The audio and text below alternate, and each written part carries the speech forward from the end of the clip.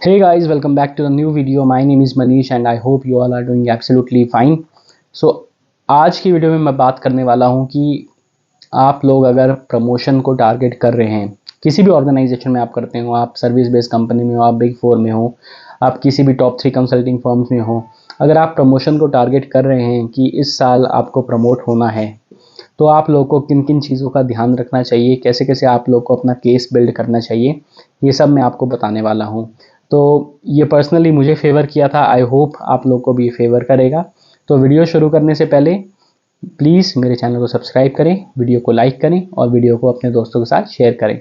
तो चलिए आज की इस वीडियो को शुरू करते हैं। तो सबसे पहले promotion is a huge thing in corporate. सब लोग प्रमोशन के पीछे ही भागते रहते हैं और बुरा नहीं होगा कि अगर आप भी उस प्रमोशन के पीछे भागो, क्योंकि देखो ग्रोथ लाइफ में सबको चाहिए, पैसा सबको चाहिए। अगर आप एक ही कंपनी में अगर आप अपना पैसा दूसरों अपने पीयर्स के कंपैरिजन में अच्छे से ग्रो करना चाहते हैं तो promotion is the only thing that can save your grace. ठीक है, स्विच मारना हर कोई प्रेफर नहीं करता कम टाइम में, क्योंकि एनवायरनमेंट चेंज हो जाता है, नई आपके पास ऑर्गेनाइजेशन आती है, नई ऑर्गेनाइजेशन में आपको कैसे परसीव किया जाए, ये सब चीज़ें भी मैटर करती हैं। और अगर एक टीम में अगर आपका स्ट्रॉन्ग होल्ड है तो मोस्टली लोग प्रेफर करते हैं कि उसी टीम में उनकी इंटरनल ग्रोथ हो। तो प्रमोशन एक ऐसी चीज़ है। तो सबसे पहले मैं आपको बताता हूँ road map for your promotion, कैसे कैसे आपको प्रमोशन के लिए आप कैसे कैसे ट्राई कर सकते हैं। सबसे पहला होता है आपको अपने पीयर्स को देखना है। जैसे अगर आप एक कंसल्टेंट प्रोफाइल में वर्क कर रहे हैं और अगर आपको अगली प्रोफाइल असिस्टेंट मैनेजर है, अगर आपको असिस्टेंट मैनेजर बनना है तो सबसे पहले आपको देखना है कि आपके कंपटीशन में कौन कौन है, वो लोग क्या काम कर रहे हैं। क्योंकि ऐसा होता है कि हर कोई सेम प्रोजेक्ट में काम नहीं करता, कुछ लोग दूसरे प्रोजेक्ट्स में काम कर रहे होते हैं, कुछ लोग, जैसे मैं कंसल्टिंग की बात करूं तो कंसल्टिंग में स्ट्रैटेजी रिलेटेड प्रोजेक्ट्स भी होते हैं और टेक से रिलेटेड प्रोजेक्ट्स भी होते हैं। और जो टेक वाले प्रोजेक्ट होते हैं वो मोस्टली लॉन्ग टर्म प्रोजेक्ट्स होते हैं और वो उन प्रोजेक्ट्स को यूजुअली मैं ऐसे देखता हूँ कि वो लो रिस्क और लो रिवॉर्ड वाले प्रोजेक्ट हैं। और जो कंसल्टिंग वाले प्रोजेक्ट्स होते हैं जो स्ट्रैटेजी रिलेटेड होते हैं वो high risk and high reward वाले प्रोजेक्ट्स हैं। ये मैं ऐसा क्यों बोल रहा हूँ, क्योंकि जो टेक वाले होते हैं वो मोस्टली 1 साल 1.5 साल के होते हैं, तो उनमें यूजुअली रेपिटेटिव काम होता है और आप लोगों के काम को इतना नोटिस भी नहीं किया जाता। पर जो स्ट्रैटेजी बेस्ड रोल होते हैं उनके उनके जो प्रोजेक्ट्स होते हैं वो यूजुअली शॉर्ट ड्यूरेशन के होते हैं, 3 महीना 4 महीना 5 महीना या 4 हफ्ते, ऐसे ऐसे होते हैं। तो उसमें आपको एक फास्ट पेस एनवायरनमेंट में आपको चीज़ों को डिलीवर करना पड़ता है। तो ऐसे ही होता है कि अगर आप स्ट्रैटेजी बेस्ड प्रोजेक्ट्स में हो और अगर आप अच्छा एक डिलीवर कर रहे हो तो हाई चांसेस है कि आपके एफर्ट्स को हायर मैनेजमेंट द्वारा नोटिस भी किया जा रहा हो। और बहुत ही ज़्यादा लो चांसेस हैं कि अगर आप किसी एक बहुत ही मोनोटोनस प्रोजेक्ट में काम कर रहे हो तो आपकी एफर्ट्स को नोटिस किया जाए। ये होता है कि आपको अपने वर्क को एसेस करना है कि आप किस टाइप का वर्क कंपनी में कर रहे हैं। Is it a low risk low rewarding project और is it a high risk and high rewarding project. तो ये डिफ्रेंसिएशन करना बहुत ही ज़्यादा इम्पॉर्टेंट है। उसके बाद you have to be visible. Visible का मतलब ये नहीं कि आप हर प्रोजेक्ट कॉल में अगर आप अपना कैमरा ऑन करें, हर मीटिंग में अपना कैमरा ऑन करें। विजिबिलिटी का मतलब ये होता है आपको अपने काम को विजिबल करना है मैनेजर के सामने।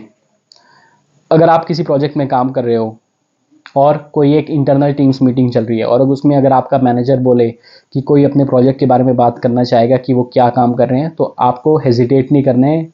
विदाउट एनी सेकंड थॉट आपको अपने प्रोजेक्ट के बारे में बताना है और आप क्या चीज़ें डिलीवर कर रहे हैं। अगर आपके पास कोई भी अप्रिसिएशन आई, अगर आपके पास आपको अप्रिशिएट किया है आपके क्लाइंट ने मेल करके, तो आपको उस अप्रिसिएशन को फॉरवर्ड करना है अपने मैनेजर को। आपको हर एक छोटी चीज़ का बताना है कि मैं इस प्रोजेक्ट में ये कर रहा हूँ और इससे क्लाइंट को ये फ़ायदा पहुँच रहा है और मैंने टाइमली डिलीवर किया है। ये हो गई विजिबिलिटी ऑफ योर प्रोजेक्ट। दूसरी चीज़ होती है कि आप ऑर्गेनाइजेशन लेवल पे क्या काम कर रहे हैं। तो बहुत सारे पॉइंट ऑफ व्यूज़ होते हैं, बहुत सारे एक सोल्यूशंस डेवलप करने होते हैं, बहुत सारे प्रपोजल्स होते हैं जिसमें आप काम कर सकते हो। आप कोई कंपनी का इंटरनल इनिशिएटिव है, आप उसमें भी हेल्प कर सकते हो। जैसे कोई कोई इंटरनल कुछ काम निकला, जैसे कोई सोसाइटी बन गई जिसमें कुछ ऑर्गेनाइज करना है, उसमें आप कर सकते हो। कुछ एक्स्ट्रा करिकुलर एक्टिविटी हो रही है, कुछ होस्टिंग इवेंट हो रहा है, उसमें भी आप कर सकते हो, उससे आपकी विजिबिलिटी बढ़ेगी। कुछ सोल्यूशनिंग के लिए आइडियाज़ देने हैं तो आप वो दे सकते हो, तो उससे आपकी विजिबिलिटी अच्छी हो जाएगी और सबको लगेगा हाँ कि ये जो बंदा है ये प्रोजेक्ट के अलावा भी बहुत सारे काम कर रहा है।